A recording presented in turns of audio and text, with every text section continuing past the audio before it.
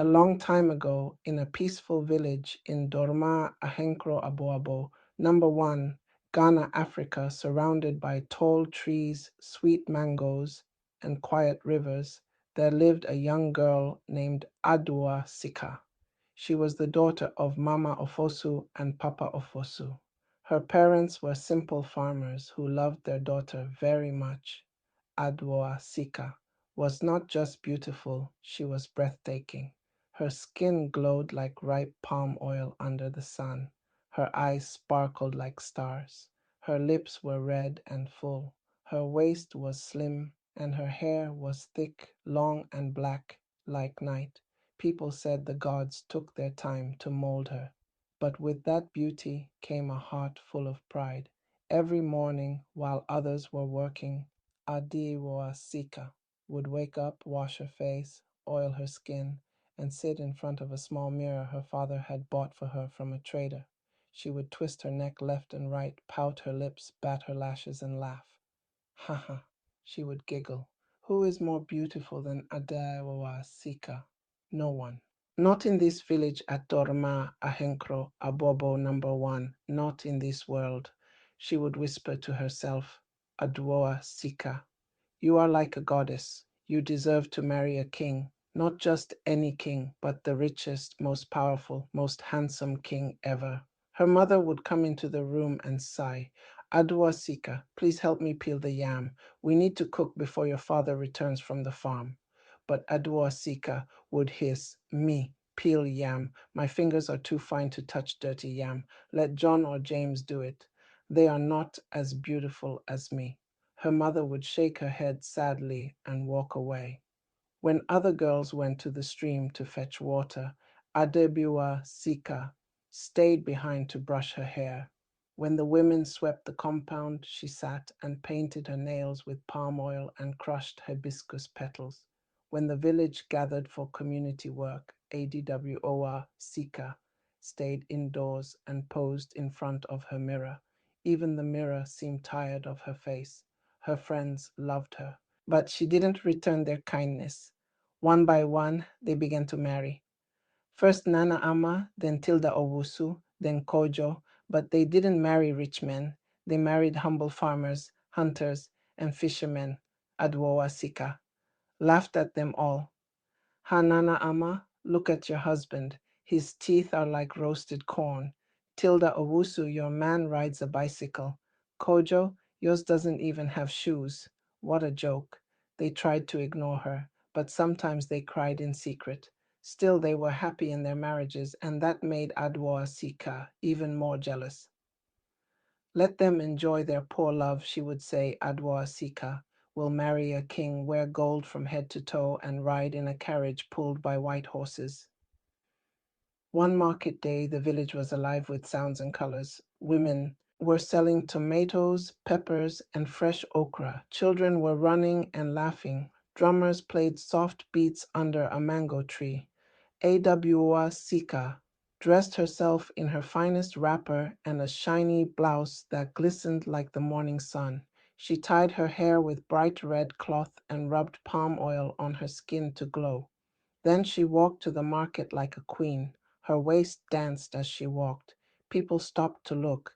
She's beautiful, but her heart is empty, one old woman whispered.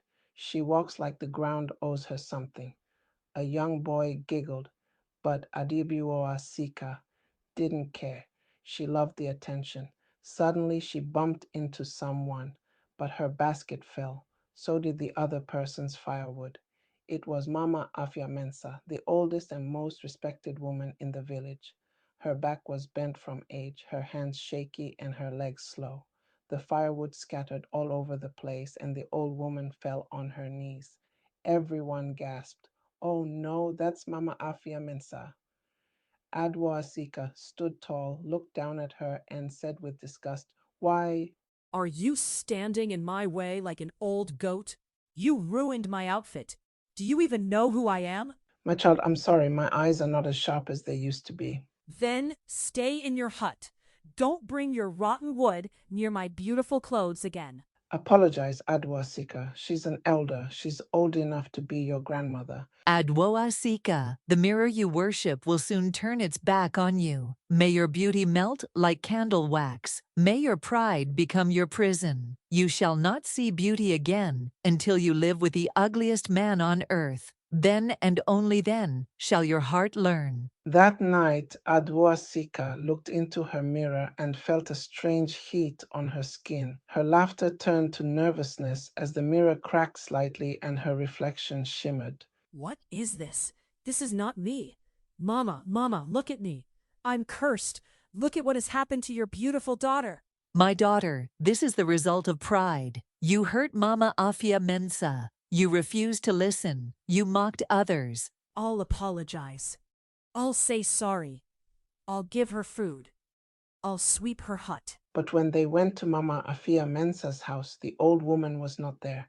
Adwasika became a shadow of her former self. A mysterious traveler arrived in the village seeking Adwasika. He delivered the message of how her curse can be lifted. Your curse can only be lifted if you marry the oldest, ugliest man alive. Marry him not with your body, but with your soul. Only then shall you be free. Adwasika cried for days. Her beauty had become her sorrow. The villagers stopped whispering, yet some pitied her. One morning there was a loud knock at the door, and a strange man stood there. I am Judas. I have come to marry Adwa Sika. Marry who? I heard she's looking for someone like me. Adwasika came out of the hut, her heart beating fast. When she saw him, she froze, her first thought. He looks worse than the curse itself. But then her reflection in the water beside the house reminded her of who she had become. She remembered the words of the messenger. You must marry the ugliest man on earth, not with your body, but your soul. Only then shall you be free. She looked at Judas. He was chewing something loudly. Smack, smack, smack. Smelled like fermented beans. Do you accept me? Judas asked, picking his nose with his pinky. Adwa Sika swallowed hard and nodded slowly. Yes. The villagers came out in shock. Ah, Adwa Sika is marrying this creature. Wonders shall never end. Maybe she needs help. The wedding was simple. No music, no dancing, just quiet shock and silence. Judith wore a torn red wrapper. Adwoasika wore a faded dress and no jewelry. Her pride had been washed away. That night, in their small, stinky hut, Judith snored like thunder. The bed shook. The windows rattled. Grr! Is it a lion? She whispered in fear. His feet smelled like rotten yam. He drooled in his sleep. He farted with every turn. Adwasika sat by the window, wide-eyed and shaking her head. I am in a nightmare, but I must endure. I must change. I must be better. As time goes on, Judas was not just ugly. He was mean. He ordered her like a servant. Cook my food now. My back is itching. Scratch it.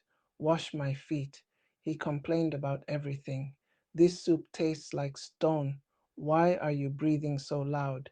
Be quiet. But through it all, Adwasika didn't complain. She woke early, cleaned the house, fetched water, cooked his food, washed his dirty clothes, clothes that smelled like forgotten onions. She smiled at children again. She apologized to her old friends. She began helping at the village stream, carrying firewood for elderly women, and greeting even the beggars. One day, a small girl tripped in the market. Adwasika rushed to help her, cleaned her bruises, and gave her food. Mama Afia Mensa, the old woman Adwasika had once insulted, was there, sitting quietly under a mango tree, watching. She whispered, Home. She has changed. Later that night, Adwasika went to bed. Judith was snoring again, louder than ever. She looked up at the moon through the window and whispered, If I ever become beautiful again, I promise I will never laugh at anyone again. I will never forget what it feels like to be broken. That night, Mama Afia Mensa appeared in her dream, glowing like moonlight. My daughter, the old woman said gently, your beauty is back, not in your face, but in your heart. You are now truly beautiful. When you wake, you shall see. And when Adwasika opened her eyes the next morning, she rushed to the water pot and looked in. He screamed, but this time it was joy. Her skin was smooth, her eyes were bright, her hair was full again, her lips glowed. Her beauty had returned, but stronger, deeper, fuller. She ran outside singing. The whole village gathered. She is beautiful again. The curse is broken. Judas came out blinking. He saw her and stepped back. You're not my wife. My wife is ugly. Adwoasika smiled kindly. Thank you, Judas. You were part of my journey. But, who will cook for me now? He cried. She handed him a calabash of food. May you find someone who loves you as you are. And with that, she left first the hut. Her parents cried and embraced her. Soon after, a handsome and rich prince from a far kingdom came to the village. He had heard of Adwasika's change, how she grew from pride to humility. He saw her and fell in love, not just with her face, but with her heart. Their wedding was the biggest the village had ever seen. Dancers danced, drums echoed, women ululated, even the trees swayed in joy. But Adwoasika never forgot. She treated her servants kindly. She greeted every old woman.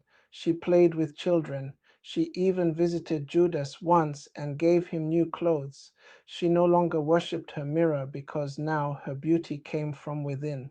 Moral lesson: pride leads to a fall, but humility lifts the soul.